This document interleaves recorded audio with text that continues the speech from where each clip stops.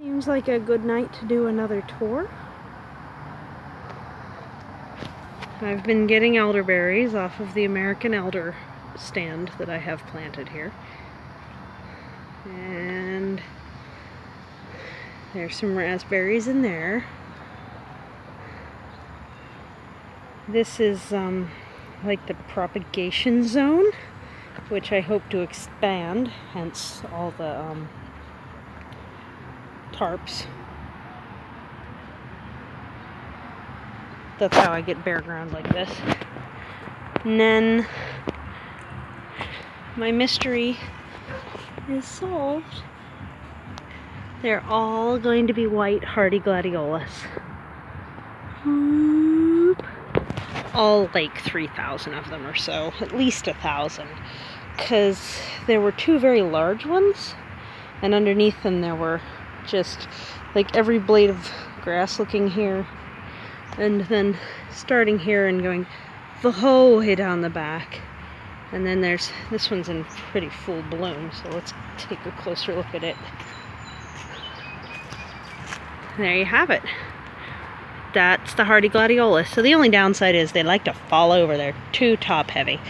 But, you know, can't be perfect. I'm getting a lot of peas in here.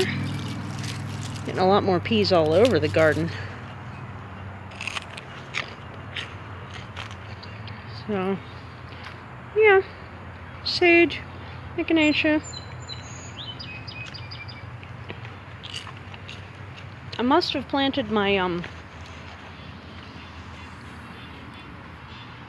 milkweed a lot later than they'd usually start. I mean, I know I did, because they're only this tall, and the ones down the hill are already, you know, 5 foot tall and seeding.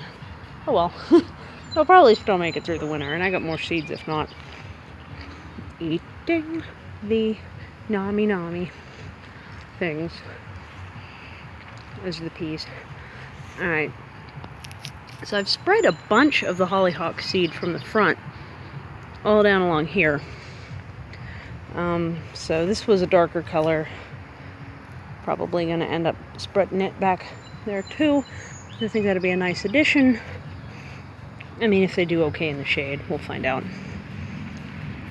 And that's a hollyhock that ought to bloom next year, I would guess. And then my YouTube's playing electro swing. Oh, look! I hadn't noticed this yet. The amaranth is blooming. Just that one. But it's blooming on both of them. Doesn't look like this one is yet.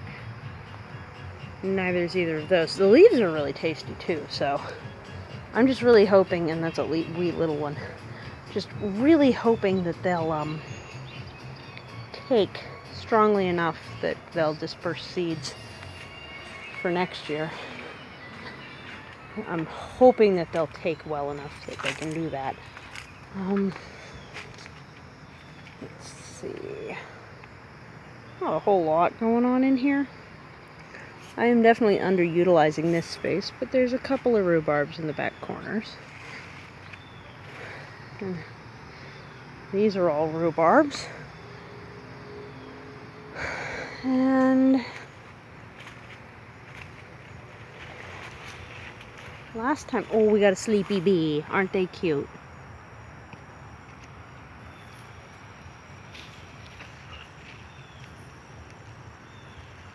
It's not going to focus properly, but they're adorable when they fall asleep on the flowers. I'm trying to properly spread the branches on the plum. I would need to actually do a good bit more. I'm kind of wondering if I should be like maybe putting weights on them or tying them to stakes, because a properly trained plum, most of the branches shouldn't be going up. These were really close together. And I've seen what happens to the fruit if they're allowed to just grow that way.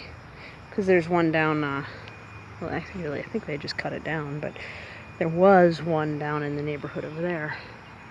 Look what the sunset's doing. That's cool. So this hollyhock's going crazy.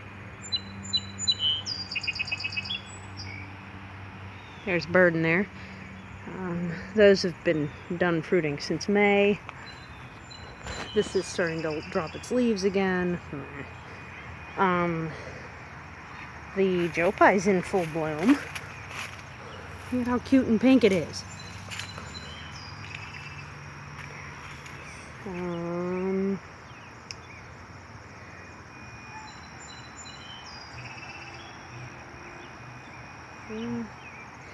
This is a currant that I kind of keep forgetting is there, but hasn't fruited in a few years anyway, so I'm not missing much. I did empty out one of my composts. Turned out to be really good topsoil type stuff. That's literally just where I put my weeds. Like, that is weed compost. It's almost like a mulch when it first came out. So I just emptied the whole thing right there. And I don't think there's a whole lot more new. I've gotten almost all of the berries off of this. It's not quite, though, because not all of them have been ripe. This is the ripe color, but this is the more average size. And the ones in the shade are ripening last, so there's still a few back in here. But, probably, with this particular suckering undergrowth hedge thing that falls over when it's fruiting, I'm really thinking to just put some in a pot and just keep that amount, because maintaining it in a free range, as you might call it, space is just way too much. A lot of good food off of it, but this is an early Jostaberry, like right before the Jostaberry came into came into availability. They were playing around with options, and this was sold as a black currant. The fruit's way too big for it to be just a regular black currant, though. And then over here we have the sunchoke, Jerusalem artichoke. It's got a couple different names. Again, it's a native, so it's got crazy names. I want to see if I can find the lid to that trash can too, because that's how they stay wasp free. So I don't tumble those, just let them ripen, and I end up with stuff like this. But putting on the lid and letting it superheat seems to be part of it. So there's that. I don't know if there's much more going on out here. This lovage is hitting top heavy on a seed branch again. And I've got quite a few nitrogen fixers rambling around. Planting all the peas everywhere. I figured even if some animals ate most of what I planted, I would still at least get the benefits of the nitrogen fixing in the soil. So I'm hoping to just pick up a cheap pack of sugar snaps every year now. And I still have that morning dove in the basket with an egg. There's house wrens fluttering around. There's one in that very sparse cherry tree squawking right now. And the other one's up on the wire. There it goes. And the sun's going down, so it is screaming at each other about where we're going to sleep tonight. Time for the birds. And I think it's funny. That's right here, this blue cloud is a borage. I do have a lot of mullins around because I kind of think they're cute. And a lot of evening nightshade. Evening primrose, rather, not nightshade at all. I'm gonna eat the roots, but they have a bit of a burning feeling in the back of the throat that makes me cough, so I want to give it another try, because it's not unusual for that to be the case, and they do taste good.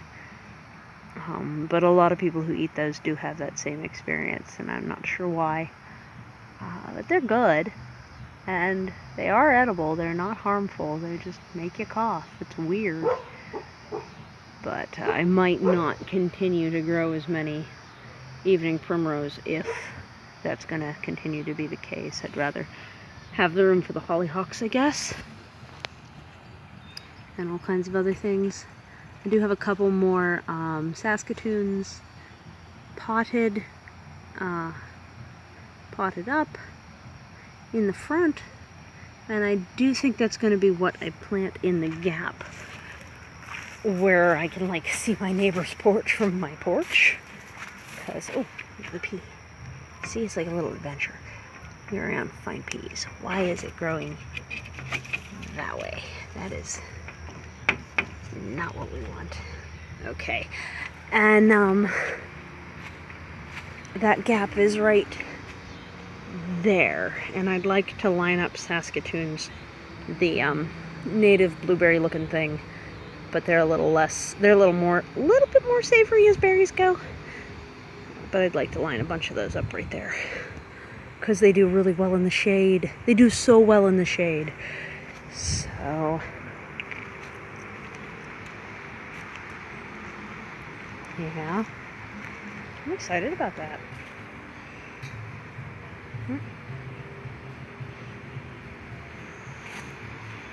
More peas. It's like a little adventure. I did more tree cutting. I'm letting some of the deadly nightshade grow because I was studying and discovered that the deadly part of that name is extremely much a misnomer. The berries, once fully ripe, supposedly are edible, so I'm gonna do a little bit more confirming that. And then look, the native clover that I got is about to bloom. How about that? It must like it right here. This is supposed to be an excellent nitrogen fixer too, so the more of that the better. And that proves to me that they don't mind shade, because it said sun only, but you can't necessarily believe that.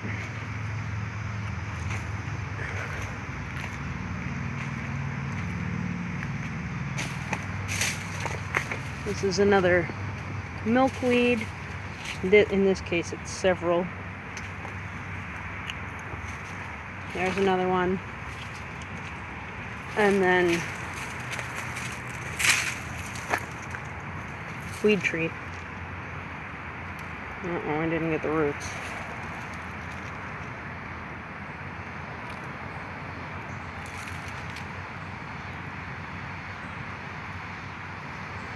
Another milk thistle. And then this is, shoot, why can't I ever remember this? Lapins?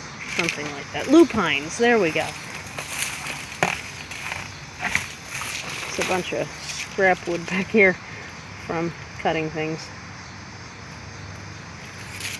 Can you tell the difference between the grass and the gladiolus? There's a bunch of gladiolus even up under here, but I don't know how well they'll do being smothered like that. We'll find out. And then, I'm tripping on things. Then I did bring back some the usual ground cover that I do. And it looks like my neighbor tried to compost an avocado, because there's totally an avocado seed right there. And that's their compost heap, so it's a pretty reasonable. Wow, I tripped on the thing. Let go of my pants. Oh yeah, that's what's going on around here. Bye. Happy July 28th, 2018.